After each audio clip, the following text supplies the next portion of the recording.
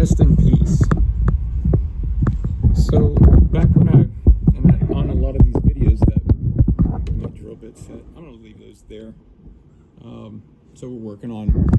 Actually, just made a camera mount, and I'm actually using my tripod. Just used a couple of clamps. Always making stuff. Always have. I can't see. Always have projects going on. So where did I learn my skills from?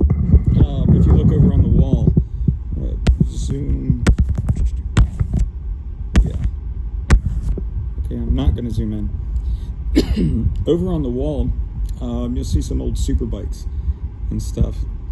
That's cars and super bikes are where I learned my trade. I would fix stuff up. Over the course of my life, I probably had close to, I think somewhere in the neighborhood of $200,000. That's crazy, isn't it? Listen to that. $200,000 worth of automobile loans. That's nuts, man. Why we stay broke and why we stay poor. I'm going to do a video on that too. And how we got out of debt, how we paid for our house, how literally both older cars in our driveway are paid for. That boat's paid for. It's another boat there. We'll get into a video of that boat. That's the dive boat. That's paid for. Our Jeep is paid for. Our camper's paid for. And I'll tell you how the heck we did all that.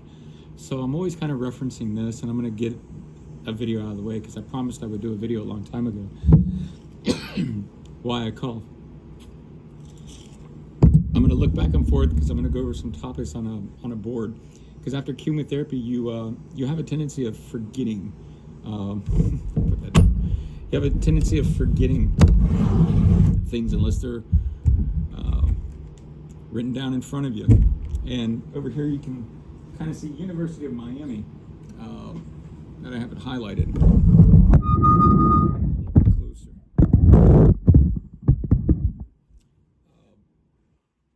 Death, chemo, and radiation. So in my world, I've been wearing these for a very, very long time. In the mask, radiation scarring, what happens is it burned out a lot of my saliva glands. It affected my vision. It will affect your teeth. So if you ever see me out and about, I'm wearing this to keep the sun off me. I wear these long shirts to keep the sun off me. You can see I'm relatively pale. Legs, it doesn't really bother you so much.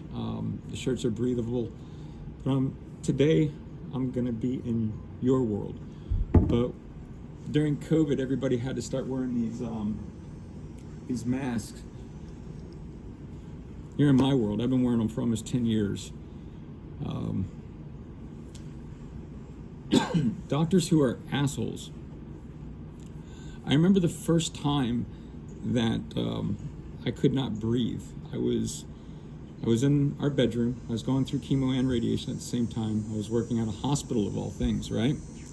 And a lot of those people in the hospital had pulled together and donated a lot of their work hours, their vacation time work hours, to gift me. And I was able to stay home, not because of the hospital. The hospital didn't go, hey man, stay home.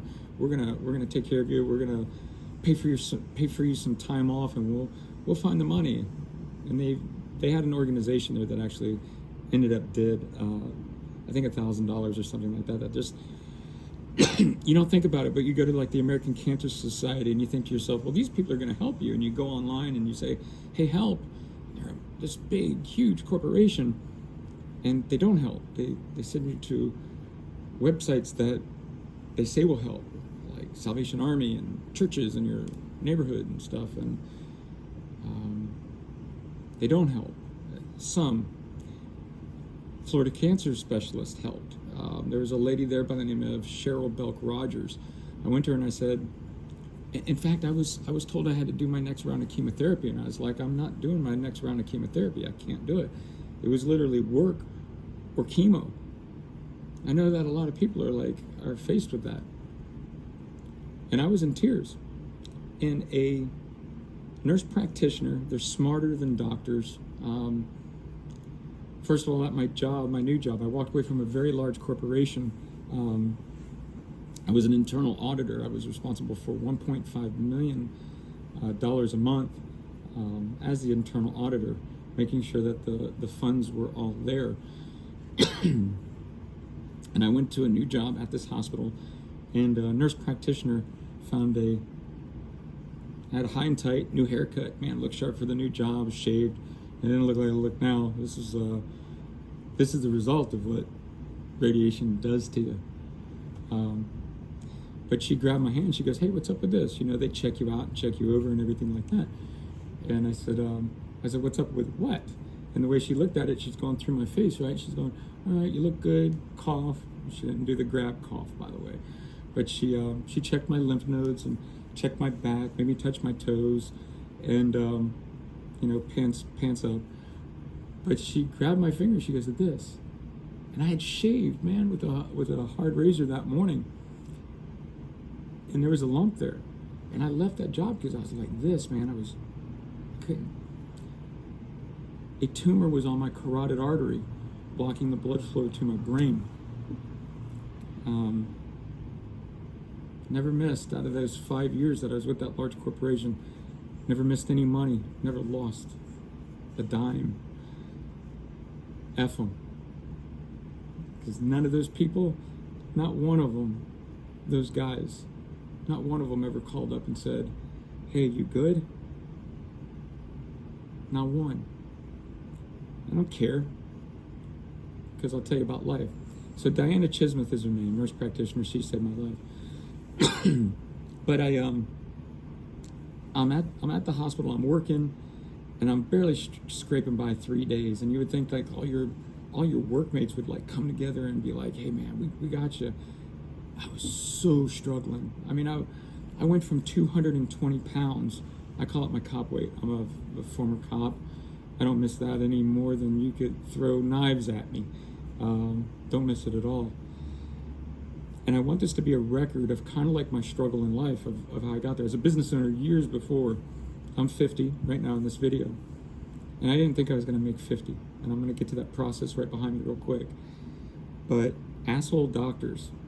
I was in my very front yard. I called 911. This was like the first couple of times that I had experienced a thing called a laryngospasm. And I promised, like other cancer people, I vlogged for 5 years a place on Facebook called The Cancer Club.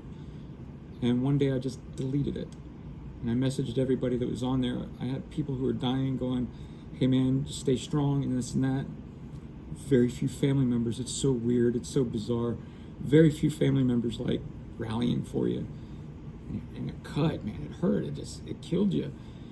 And people think you're faking, and that's what I got to tell you to those people who thought I was faking. And the people that I work with, that's for you who thought I was faking. So, this is kind of your memory and why I've got things written down. Asshole doctors. Actually, I'll come back to that.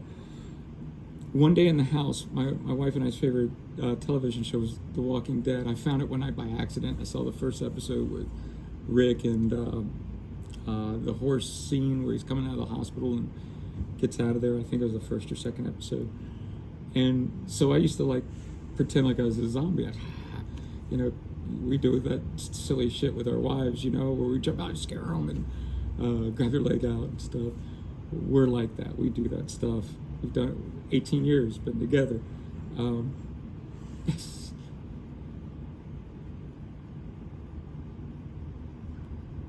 Other than kids, best accomplishment of my life.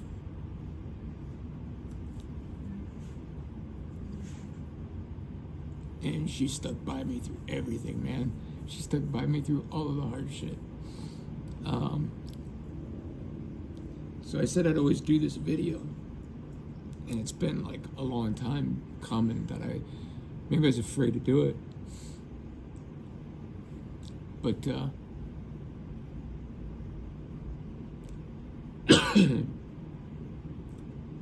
she thought I was joking one day. Came out of the bedroom, chemo radiation, right? Radiation Made my face look all leathery, my neck feel all leathery. It was horrible. In fact, the oncologist had some stuff she kept in her purse. It was a prescription stuff that would put on. She goes, I think I have a sample. I said, you're taking the freaking sample. She was like an old, wrinkled old lady, taking the stuff for herself to make herself look better. And here I am, I'm like, it's killing me. Aloe helped. Drinking aloe helped. Drinking ice milk helped. But I came out like this. Looks funny, man, because I'm watching my screen right now, and my wife, she's at the sink doing dishes, and she goes, oh, that's a good one.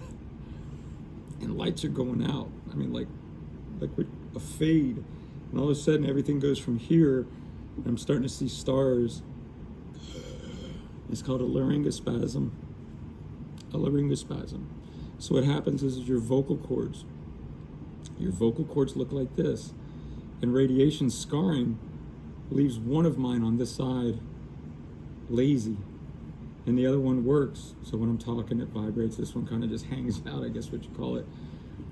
But when you have radiation scarring, it also kills your saliva glands in your mouth. So I have no saliva. I have some saliva. Iced coffee. Oh, thank God for iced coffee. My Coach Stone cup. 11 minutes. I got to speed this up. Keep ice water in one, and I keep iced coffee in the other. Helps coat the throat. Helps me. Maybe it'll help you. Taste buds freaking suck. You're gonna lose it. Everything's gonna taste like shit. Chocolate's gonna taste like the worst thing that you ever tasted if chocolate was your favorite. Vanilla tasted great, man. Vanilla ice cream, good. Spicy food. Bombard your because it's wet. You're gonna have the shits no matter what. You're gonna be shitting out your intestines. But spicy foods helps things go. So I'm on like my 4th laryngospasm now, right? I'm kind of new into this thing. I'm choking to death. It feels like I'm dying. I mean, I literally feel like I'm dying. I'm telling people I'm dying. I go to the ER several times. One doctor, he got fired, by the way. He was a dick. All right, I'm just gonna say it. I'm in the ER. This young guy comes over to me. He goes, listen, you got nothing wrong with you. He sits down like this. Listen, we've examined you. We've looked at you. You've got nothing wrong with you, sir. It's got to be up here. And I'm going, really? I'm that guy? I used to race super bikes. I owned a restaurant at the age of 24. And you're telling me, and I ran it I was in it for 22 years, but I ran it for a decade. And you're telling me, man, that this is here? It's mental?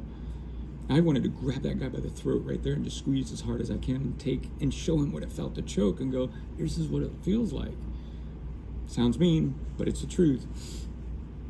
He says, there are more important things down the hall happening right now. Guy's got a stroke. More important.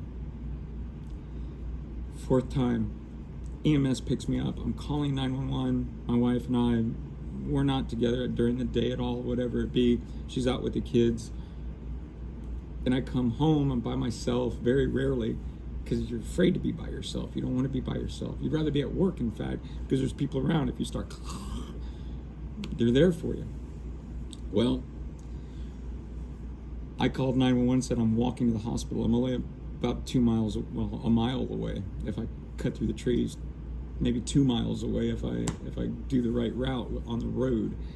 And I said, I'm EMS, I'm walking to the hospital. I'm leaving. I'm going down this road and this road so you can come and find me. Sir, don't leave, sir, don't leave. I'm dying, right? I feel like I'm dying. The EMS guys pick me up, and what a bunch of buttholes. One guy literally takes my finger because I was so out of oxygen. He referred to me as Battleship Gray. Took my finger and made me sign in on this iPad with my finger. Man, you just feel like nobody's listening. I get to the hospital, I'm in tears, and somebody said he's looking for medication or anxiety. The Matrix red pill of anxiety. Listen, 0 medication other than the chemo. I didn't even take the steroid. Bad mistake, take your steroid. Horrible night, shook through it, vomited, hugged the toilet, take your steroid. 0 meds all through this whole process. Still today, right now, 0 meds. So that EMS guy, there's 2 for you. Wasn't anxiety. It was a laryngospasm. But I had to find out that term later. a DO, I forget what that stands for, but a doctor, she come to me, and I was in tears, man. I was crying. I'm just like, nobody's listening to me. So you hear anxiety, next thing you know, they're going to pull the Baker Act trigger. You know, it's like death, right? Former cop, I get it. So I'm just like, I had to clear my mind, clear my thought process, and I'm going, all right, I'm not going to be Baker Acted. I'm just going to be like, yep, you guys are right. Facing death, you guys are right. Sure is it. I mean, I'm full of anxiety. And as I'm saying this to the doctor, I literally had tears streaming down my eyes. And she came to me and she grabbed me by the hand. She goes, I believe you. I'm not going to get emotional about this because this woman listened. She goes, you need to start seeking out a specialist. She goes, I can see something is going on. She goes, I can see it in your throat. They didn't call one cancer doctor. They didn't call the oncologist. They didn't call the cancer group. Nothing. Big old waste of time. So I come home and I start pumping research, right? We use that word research. I started reading, and I found out that these laryngospasms, so doctors who are assholes, I go back to the oncologist, right? To the guy that's burning my neck for 15 minutes and 34 seconds every day as I'm strapped into a full face mask. Chest thing, man, they got you strapped down and you can't move, right? For 15 minutes. Do that on your own, I challenge you. Here, we'll call it the 15-34 challenge. I don't know. Try it and be pinned down as this thing goes over top of you and just blasting you with radiation. You can't breathe as it is, right? As you're going halfway through it. 30 sessions. Now listen to this. 30 sessions of radiation. It took 30 sessions of something else to help me. And that was HBOT. So I go to this oncologist and I'm like, hey man, I found out these things are called laryngospasms. And the doctor in Miami at the University of Miami, see the orange and green, University of Miami, grew up 7 miles away from there in my hometown. Grew up on Kendall off of Bird Road, Christian Academy, Florida Christian, went to Riviera Junior High growing up as a kid. But I moved up here into this area. All right, 17 minutes. All right, let me get going on this real quick. So Dr. Robert Marks, professor of surgery and chief of the division of oral and maxillofacial surgery. He says, brother, actually I called his office as his nurse says, I was in tears, I was crying, I'm going, you got to get me into this guy, let me just talk to him. I don't have insurance, I don't have money. Just tell me if I can just talk to him for 5 minutes, please, I'm begging you. And I'm expecting the phone to hang out. She goes, hold on, I hear you.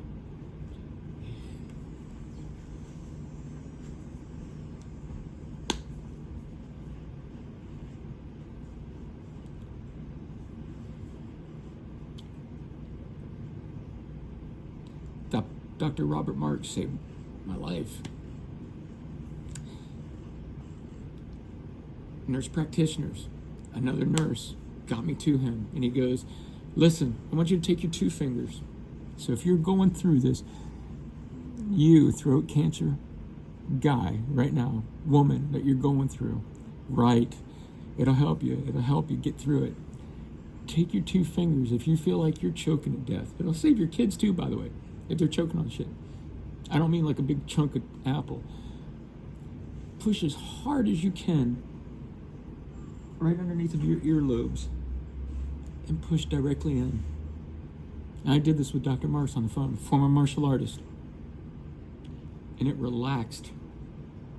So I still go through them. I go through them while I'm at work. I'll be at work and the guys are like, what the hell's this guy doing? They don't see my facial spasms and stuff because I wear this every single day while I'm working with them. So if I have a facial spasm, they don't see it. They don't see your pain. But this will save your life. A little over 20 minutes. I then went back to that same oncologist that radiated me, and I said, hey man, this is, the woman quit and the man took over. He was there now, and he goes, I've never heard Dr. Marks again in my University of Miami, the University of Miami Miller School of Medicine, if you want to look it up, and if you got to call him, if you got to set up an appointment. He suggested HBOT. Now I'm going to point this out. Hyperbaric, HBOT, oxygen therapy.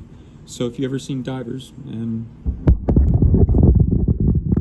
see my truck tag there, my dive boat behind me, when divers get in trouble, they go into hyperbaric oxygen therapy because it does something molecularly to your blood cells.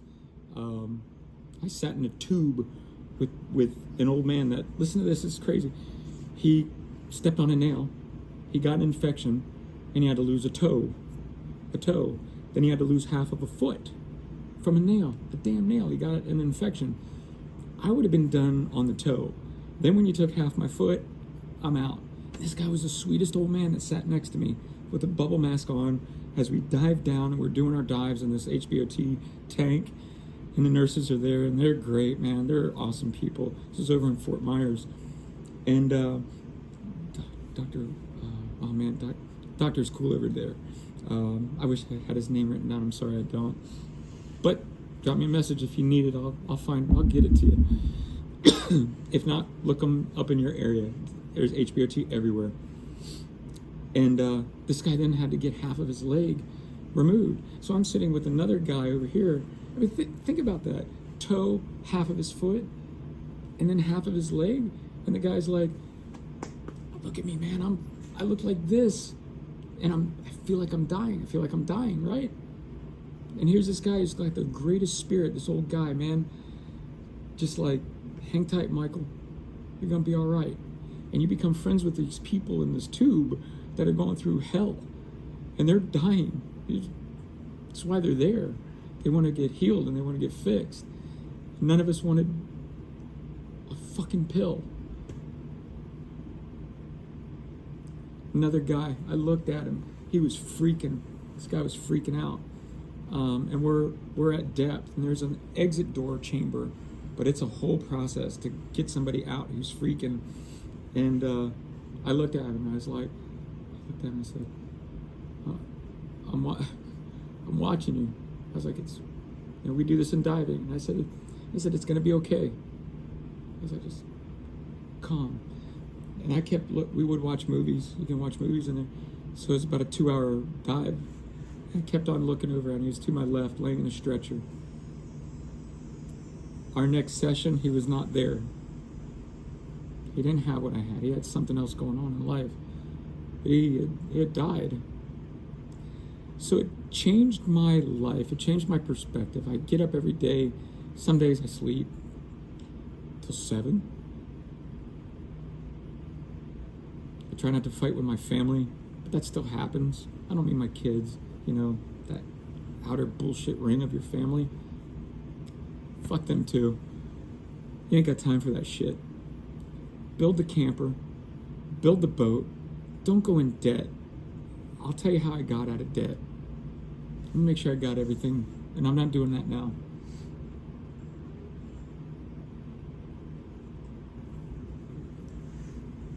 That's it. Anything else is just bullshit on this video. So go out and live. I remember going back originally to the doctor that took my tumor out over at Moffitt. And as I sat there and I told him what I was going through, and he looked, because laryngospasms don't happen all the time. It's like when you take your car to the mechanic, you go, hey, my car is doing blah, blah, blah, this, and it's bucking and jerking, and then your mechanic drives in this nice and smooth. That's our world. I know because that's the world you're living in right now. If you're looking up the word laryngospasms or throat cancer, I'm hoping you find this video. Ice milk. Help you get through. You'll spit up a lot of stuff with it. It'll help coagulate it and spit it out. It'll keep your throat kind of moist, smooth. I can't apologize for getting emotional. I don't want to apologize for getting emotional. But when I went back to the original doctor that took that tumor out, And as I'm sitting there at Moffitt, and there's literally a lady next to me, because I asked him, I said, what's worst case scenario, doc? I found out on the phone, by the way, Mr. Stone, you have cancer. What a horrible way. Don't ever, nurses, man, don't ever tell anybody they got cancer over the phone. It's sucks. It's not okay. Sucks. But I'm sitting there with this person who's got drool on their shirt. And here's what the doctor told me. He says, worst case scenario, we cut out half of your mandible. Oh, what? Half of your mandible. Tonsil removed as well. Had cancer in it. So they removed one. A tumor. Then the radiation and chemo. I'm sitting next to a lady at Moffitt before I go see the doctor as a follow-up. And she's sitting there with half of her mandible gone. And I'm going, that's not me. I'll never forget what she looked like. Go to the doctor, and at that point you can't feel sorry for yourself. Look at me, I'm okay. Versus that woman. Doctor looks at me, sticks this damn thing down my throat. You'll get through it, you'll pull through it. He's just sound man, he goes, nothing's wrong. They're not sticking right then and there. They won't. And he says, go live your life.